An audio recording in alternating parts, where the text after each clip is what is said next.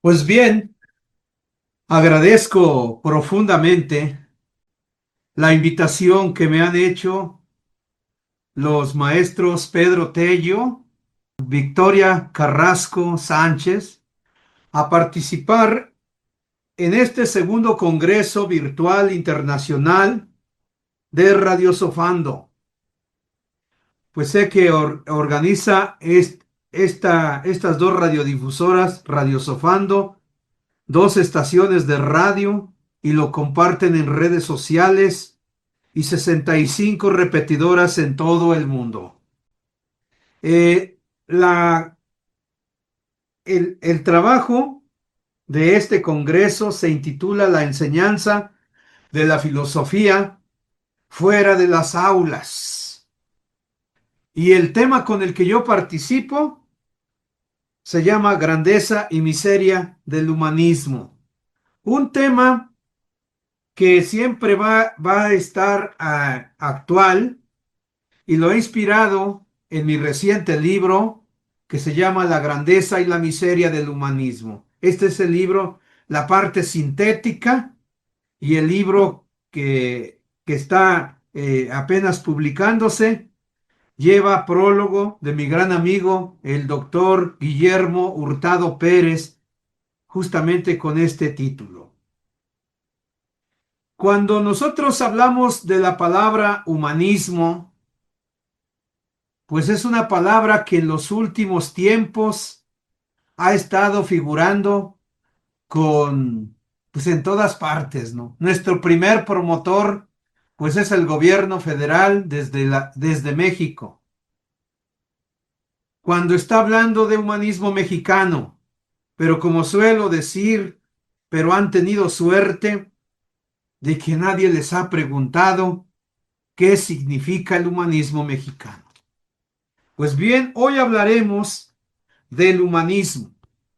El humanismo histórico que arranca desde el siglo VI antes de Cristo con Solón de Atenas hasta, hasta Puebla en el año 2026. Estos 26 siglos de humanismo histórico tienen contenido, tienen raíz, tradición, trascendencia y perspectiva. Aquí venimos reuniendo la Sofía que los griegos disertaron, la sapientia de los romanos y los medievales, la ciencia del Renacimiento hacia acá, la filantropía, la erudición y la virtud. La palabra humanismo, aunque es una palabra del siglo XVIII,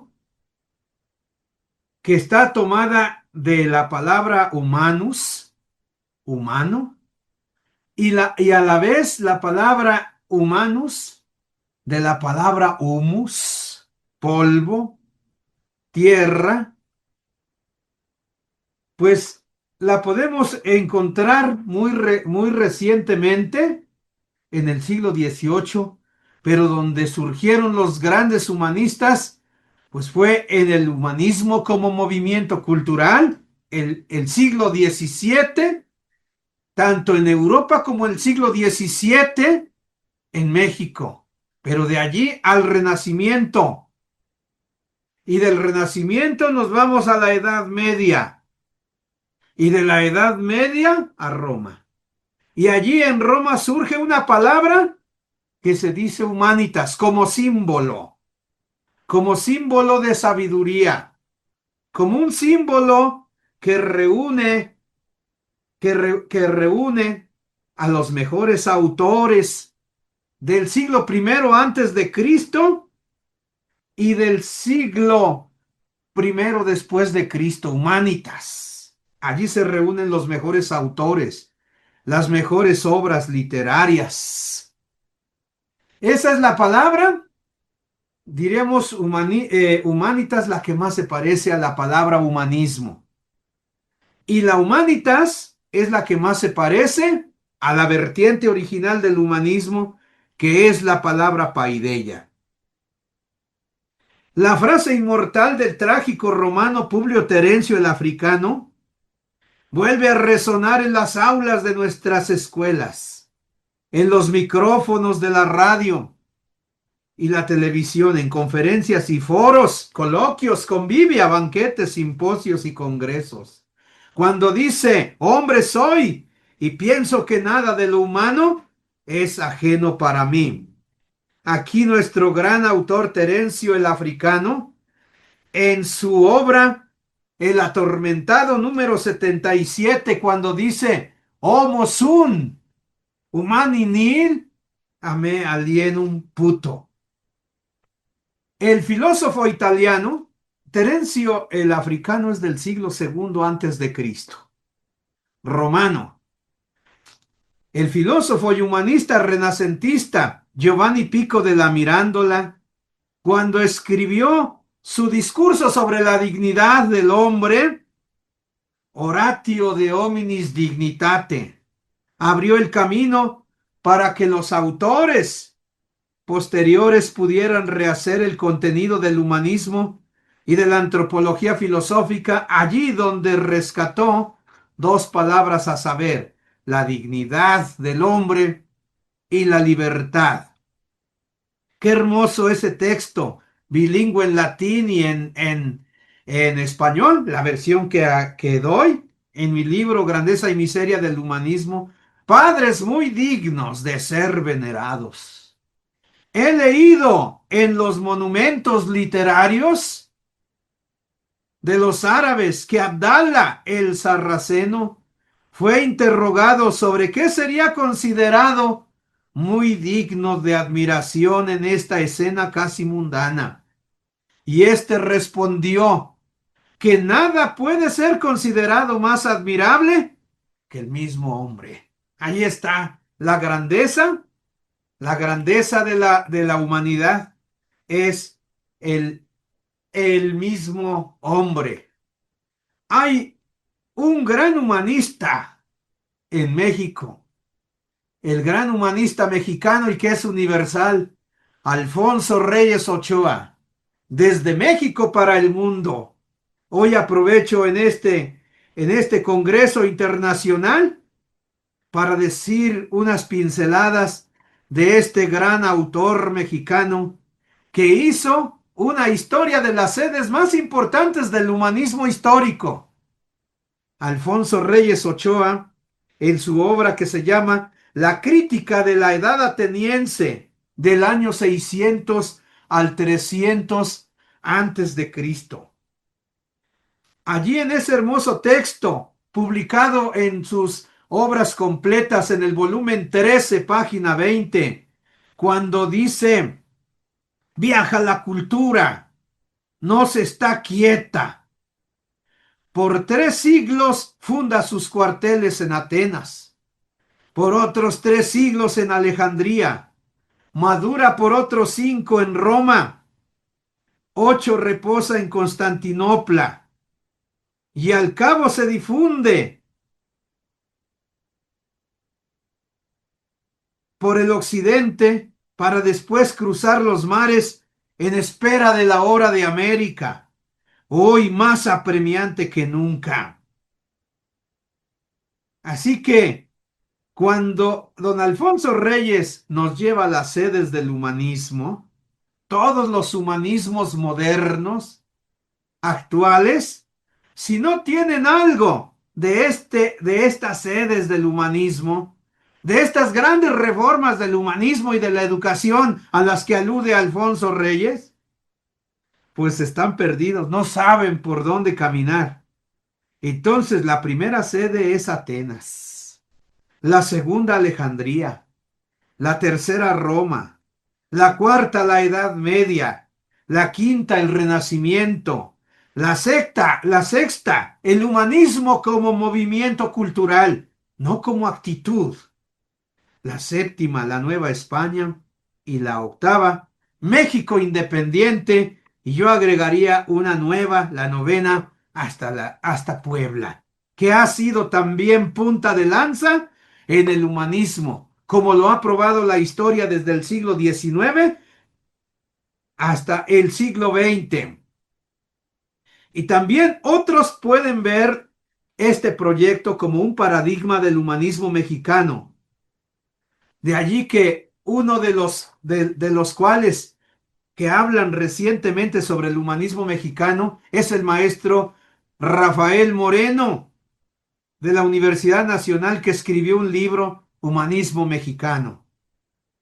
En el año 2000, el doctor Tarcisio Herrera Sapien también escribió un libro sobre el humanismo mexicano. Y antes, en 1970, el otro gran humanista mexicano, don Gabriel Méndez Plancarte, en 1970 se publicó su obra póstuma intitulada Humanismo Mexicano. Él es el que, diríamos, uno de los más grandes humanistas de nuestra nación, que nos han obsequiado este estudio del humanismo mexicano como humanismo, como humanismo. Así que, y aunque hay muchos humanistas del siglo XX en México, yo creo que el tercero, y que vale la pena comentarlo, es el doctor Mauricio Beuchot Puente, filósofo vivo, filósofo actual, el más grande de nuestra nación. Así que este filósofo, Mauricio Beuchot, emérito de la Universidad Nacional Autónoma de México, autor de 215 libros, de edad 76 años, a quien le envío un saludo cariñoso desde la Academia de Lenguas Clásicas Fray Alonso de la Veracruz, donde yo estoy disertando. Él habla del humanismo histórico como humanismo analógico, del humanismo cristiano como humanismo analógico y del humanismo mexicano como humanismo analógico. Allí cuando hago la conclusión de este libro, el doctor Mauricio Beuchot Puente nos regala una nota cuando estoy diciendo, hablando de las grandes vertientes del humanismo, porque unos hablan de humanismo existencialista, humanismo marxista, humanismo cristiano, humanismo pragmático, humanismo fenomenológico. Sí, incluso yo no he entendido cuando el gobierno de México está hablando de humanismo mexicano. Llevo 30 años estudiando el humanismo y honestamente no he entendido qué cosa es eso de humanismo mexicano. Es otro humanismo mexicano del que están hablando, del que nosotros consideramos el humanismo mexicano con 500 años de historia. Y el humanismo histórico con 2600 años de historia. Y con el proyecto de Gabriel Méndez Plancarte con 5000 años de historia. No queda agotada la grandeza del humanismo en esta disertación, ni por su contenido, ni por su estructura y tampoco por su metodología y su perspectiva. Es más notoria la miseria del humanismo. Es decir, la miseria del humanismo es la negación de la grandeza del humanismo, la negación de las etapas del humanismo, la negación de las sedes del humanismo y la negación de lo más granado del humanismo, la dignidad y la libertad del hombre. Como que se nota más la exaltación del relativismo, del pragmatismo, del utilitarismo, del centralismo, del hedonismo y de la negligencia. Pero gracias a la analogía que propone y que restablece y que revive y que vitaliza nuestro humanista Mauricio Beuchot Puente, reunimos lo mejor de todas las vertientes del humanismo. Sintéticamente lo que Mauricio Beuchot ha llamado humanismo analógico, que no va contra la ciencia, pero que rescata los valores más altos del ser humano, que es lo que ahora nos hace tanta falta. Cuando estamos hablando del humanismo, yo hablo de el tema central de esta disertación es el humanismo y otros modos de ser del humanismo. Hago una sinergia como de unos 20 autores, pero los principales son unos 4. San Lucas, cuando está hablando en el capítulo 2 de su Evangelio, el verso 52, cuando dice allí, y Jesús iba creciendo en edad, en sabiduría y en gracia delante de Dios y delante de los hombres. Y después el escritor romano Aulo Augelio, que no tiene nada de cristiano, que no era cristiano, que no conoció a Cristo ni siquiera el nombre, en su obra que se llama Noches Áticas, habla de la humanitas como lo más granado del humanismo de Roma y su aproximación al primer paradigma del humanismo, a la paideia. Y habla también de la diferencia de lo que el erudito entiende como humanismo y paideia, como humanitas, humanismo y paideia, a lo que el vulgo, al común de los mortales dice y que él llama humanismo, confunde palabras por filantropía, como una cierta bondad y una benevolencia común entre todos los hombres. O sea que el vulgo le da lo mismo hablar de humanismo y de filantropía. De una forma sintética y sencilla, yo puedo decir que el humanismo como filantropía se expresa también por una jerarquía de valores del modo siguiente. Algo así como la primera educación, esa que se mama en casa. Cuando uno ve delincuentes muy delincuentes, o sea, antivalores muy, muy connotados, y los aplaude el ser humano, los aplauden los políticos, los aplauden los seguidores de políticos, o también los aplauden los seguidores de antivalores. Entonces, pues uno ve, uno recuerda esa primera educación que uno aprendió en la casa. En la casa se aprende a saludar, a dar gracias, a ser limpio, a ser honesto, a ser puntual, a ser correcto, a hablar bien, a no decir peladeces. Todos van a recordar que nuestras mamás y nuestras abuelitas nos decían que las malas mañas se aprenden fuera, en la calle, y las buenas costumbres se aprenden dentro de la casa. A respetar a los semejantes, a ser solidarios, comer con la boca cerrada, a no robar, a no mentir, a cuidar la propiedad personal y la ajena, a ser organizado, en suma, a ser hogareño, a cuidar la familia y educar lo mejor que se pueda. En esto fueron ejemplares los griegos en tiempos de Sócrates y Pericles, los romanos en tiempos de Vespasiano, Tito, Domiciano, Nerva, Marco Fabio Quintiliano, y los cristianos de los primeros siglos en el nacimiento de las escuelas y sus planes de estudio, inspirados en las ludi romanas, pues allí le dieron una singular importancia a la formación que se daba en la casa, la cual era llamada la primera escuela. Así es que pasamos a la segunda escuela, a lo que llamamos fundamentalmente escuela, el humanismo como erudición. Es la sabiduría, es el conocimiento de la escuela que viene a profundizar mayormente a la filantropía, a la primera escuela, a esa que se nos dio en casa. Es el estudio, la sofía, la sapientia y la ciencia. En la tradición y en la memoria histórica es la paideia, el helenismo, Alejandría, la humanitas, Roma, y la cultura y el humanismo, y se encuentra esparcida en las diversas vertientes concretas. Hoy que se está hablando de un Congreso Internacional de Filosofía, 3 de ellas son un paradigma. Por eso insisto que el humanismo clásico, el humanismo cristiano y el humanismo mexicano, como lo he dicho en otras disertaciones, tiene contenido, raíz, tradición y trascendencia.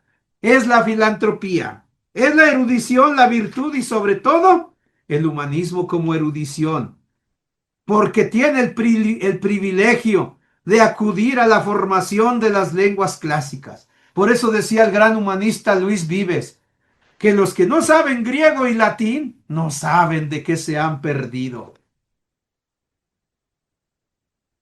De las lenguas modernas, de las lenguas originarias y de la filosofía con toda la sabiduría que ella contiene. De una manera sucinta, se trata del humanismo que se adquiere en la escuela, la segunda escuela, con su propia jerarquía de valores, clara y distinta a la segunda escuela, a la primera escuela, de donde se aprende ahora a leer y a escribir. Se estudia matemáticas. Vean esta historia de 26 siglos hacia acá. Se estudia la lengua, nosotros el español, la música, las ciencias, las humanidades, las ciencias sociales, la educación cívica y ética, las lenguas clásicas y originarias y las lenguas modernas. Si se puede, se estudian los valores como el antiquísimo trivium y quadrivium que arranca desde Platón hasta finales de la Nueva España y principios del siglo XIX en México. La tradición histórica, como he dicho, desde Atenas hasta el inicio del siglo XX, donde se reviven los principios del humanismo histórico. El amor a la patria, el amor a Dios y el amor al hombre. De este modo se refuerzan los valores que los padres de familia nos han transmitido de generación en generación. Aquí es aleccionador el escritor romano Aulo Gelio cuando explica el paso de la filantropía, es decir, de ese simple amor al hombre, a la paideia, y de la paideia a la humanitas. Y ahora digo, y de la humanitas al humanismo. Y del humanismo, ¿qué nos queda? ¿Qué nos queda en este primer cuarto del siglo XXI? Solo el nombre. Yo lo comparo con un huevo. Hemos perdido la clara, hemos perdido la yema, hemos perdido la sustancia y nos ha quedado solo el cascarón.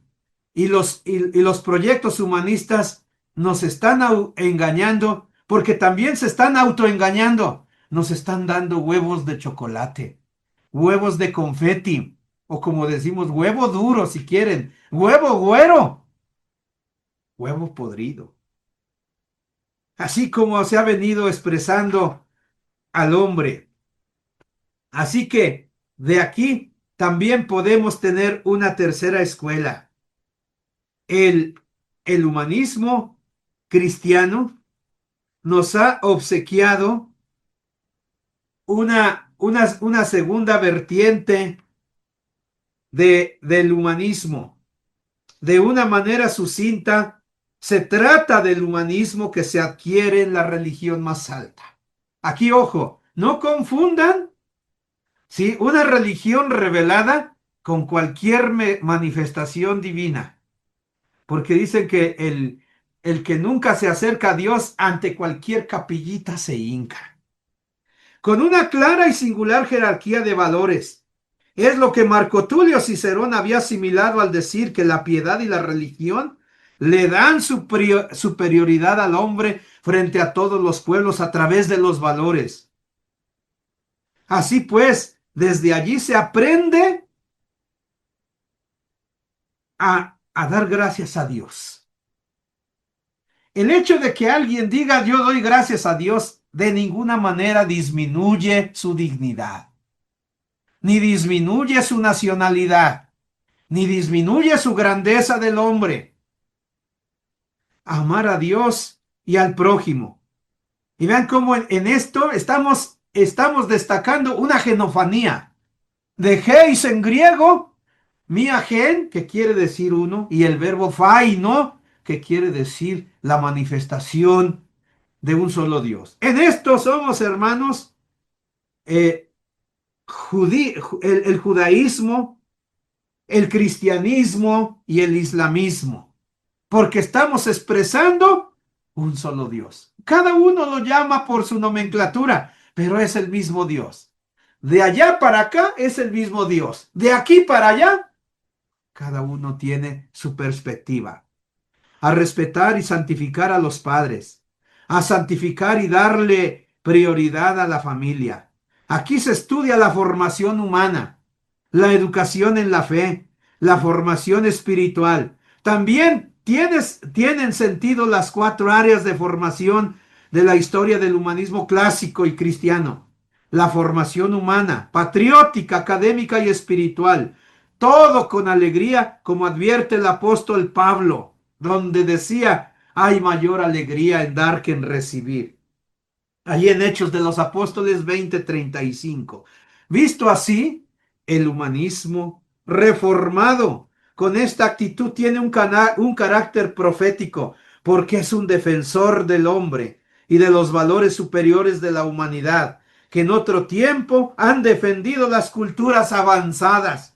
De otra forma, anuncia la buena nueva y la liberación a los hombres, pero también denuncia el mal y el error donde quiera que se encuentre. En sentido positivo, es un mensajero, el humanista, que va corriendo por las montañas anunciando la buena nueva. Pues a decir verdad, esta expresión abarca todos los valores, como dice mi maestro el doctor Justino Cortés Castellanos, al referirse a los hombres que defienden los valores supremos de las culturas. Y parafraseando al profeta Isaías, felices los que oyen a un mensajero que va corriendo de un lugar hacia otro, anunciando la liberación a los hombres. De aquí podemos extraer una noción de qué es el humanismo. Aquí podemos encontrar diversas manifestaciones del humanismo. Unos hablan de humanismo como filantropía, como unos restos, como unos fragmentos de bondad y de benevolencia, es decir, entre todas sus maldades, entre unas cuantas bondades que se analizan y se reflexionan por el conocimiento vulgar, es decir, por la coincidencia, sí, por la mera opinión, por la mera semejanza o por la imitación. Otra cosa es entender los valores y el humanismo como erudición, y otra cosa es entender los valores y el humanismo como los valores y el humanismo como como, como una virtud. Así que el humanismo,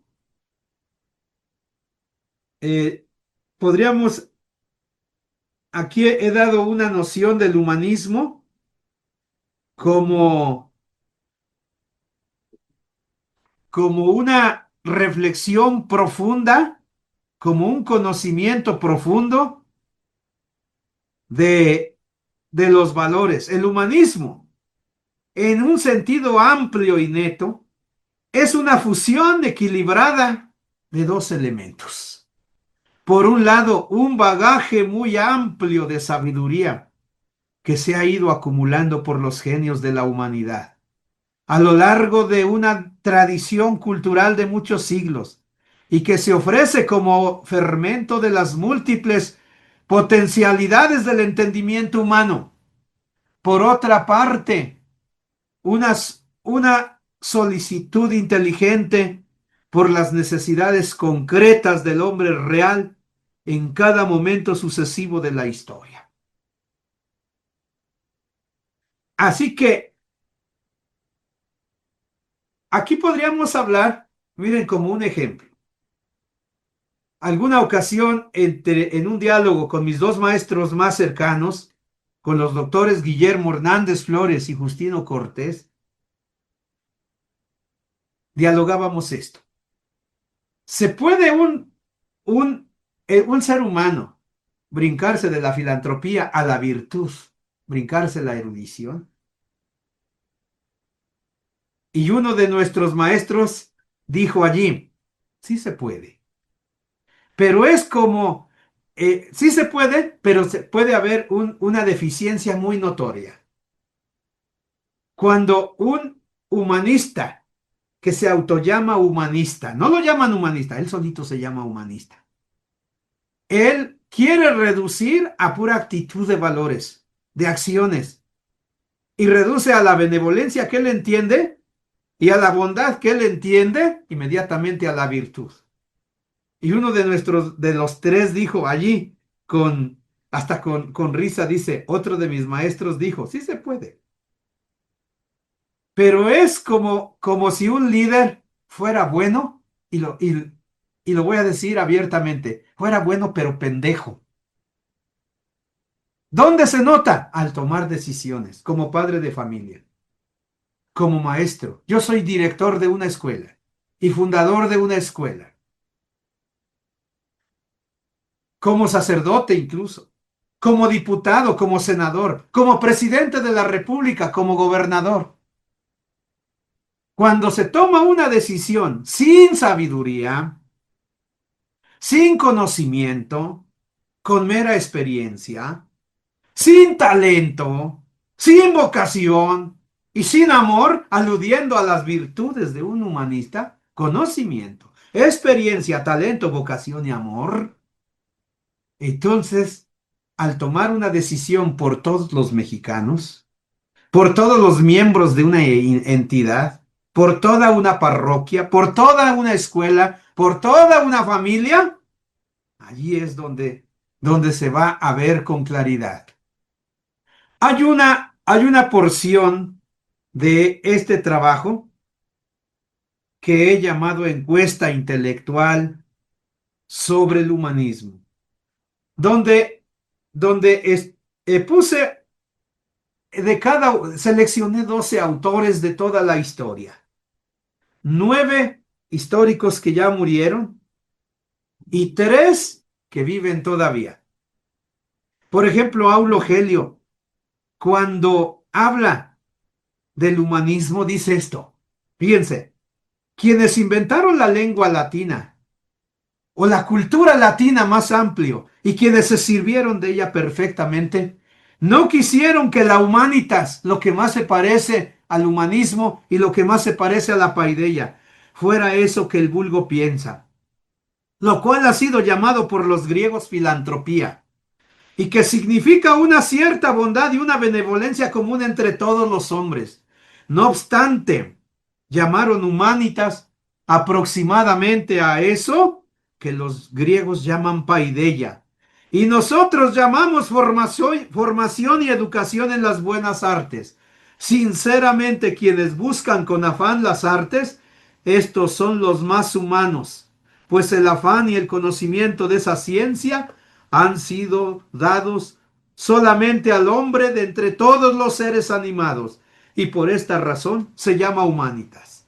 La fuente es Noches Áticas, libro 13, capítulo 17, los versos 1 al 3. Hay un texto muy aleccionador. Bueno, ahí encuesté a Giovanni Pico de la Mirándola, a Werner Jäger, este gran intelectual alemán que escribió ese enorme libro que se llama Paideia. Este librote en alemán, y aquí yo lo tengo con una versión en español, pero también pues tengo el texto alemán. Entonces, Werner Jäger, pero también a Miguel Villoro Toranzo. Otro de los grandes autores es Miguel León Portilla, de la Universidad Nacional, que destaca en el humanismo prehispánico, en el humanismo originario, discípulo del gran humanista mexicano, el padre Ángel María Garibay Quintana, el humanismo grecorromano de Javier Gómez Robledo, el humanismo de Alfonso Reyes Ochoa, la historia del humanismo mexicano de Tarcisio Herrera Sapien, Mauricio Beuchot Puente, el humanista, el humanismo cristiano como humanismo analógico. Justino Cortés Castellanos, donde habla del humanismo como inculturación indígena. y también presento a otros más. Pero yo creo que con otro fragmento que les comparta voy terminando, de Javier Gómez Robledo. Dice, ante todo, esta palabra humanismo no existía en el Renacimiento. Es más moderna y apenas va entrando en los diccionarios de las lenguas. Existían los humanistas, o sea, aquellos que dentro de la corriente del Renacimiento habían asimilado la cultura grecorromana y se expresaban normalmente en elegante latín. Y existía también, al igual que entre los romanos, la palabra humanitas. Los renacentistas, al volver a los grecorromanos, volvieron al concepto de humanismo de estos, pero lo expresaron en latín por la palabra humanitas y no por la palabra griega areteo paideia, porque la lengua en que escribieron fue la latina. Por otra parte, no bastará saber lo que era la humanitas, porque como vamos a verlo, equivalía a la paideia, que a su vez fue la cristalización del arete primitiva. El latino que definió la humanitas fue Aulo Gelio, y a él acudían los renacentistas para expresar el concepto de humanismo. Así que, vean, estoy terminando. Este proyecto llega hasta Puebla con 500 años de historia. Ya casi los cumplimos. Y aquí en Puebla, yo presido uno de los proyectos más grandes del humanismo en Puebla, ante estos 7 millones u 8 millones de habitantes, ante 500 universidades. Desde hace 20 años que me junté con mis dos maestros y después integré a otros 40 o 50 maestros humanistas, a mi maestro Guillermo Hernández Flores, a quien le rindo un homenaje. Murió hace 6 años.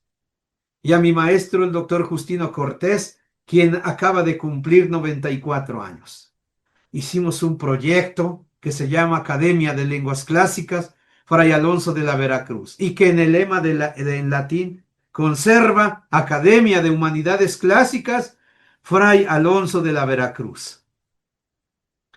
Así que desde hace 20 años he estado, si quieren, como dicen unos despectivamente, predicando el humanismo, defendiendo el humanismo como erudición con mi vida, los 8 días de la semana, desde que amanece hasta que anochece y todavía en la madrugada, formando maestros, reformando maestros, porque si formamos maestros, ya entonces el humanismo continúa. Si dejamos de formar maestros, el humanismo se acaba. Termino esta disertación a todos los que me han escuchado y doy un agradecimiento a los maestros y doctores Pedro Tello García y Victoria Carrasco Sánchez. Gracias, queridos amigos, y a todos los que nos están oyendo en el mundo a través de Radio Sofando, a través de las 2 estaciones de radio y de las 65 repetidoras en todo el mundo. Por haber participado en este segundo Congreso Virtual Internacional de Radio Sofando, en la enseñanza de la filosofía, fuera de las aulas, grandeza y miseria del humanismo, que es mi disertación, presentando aquí este libro que lo pueden ustedes adquirir en la Academia de Lenguas Clásicas Fray Alonso de la Veracruz. Basta con que manden un mensaje al 22 24 91 89 43 y de ahí los remitimos a las redes sociales también de la Academia.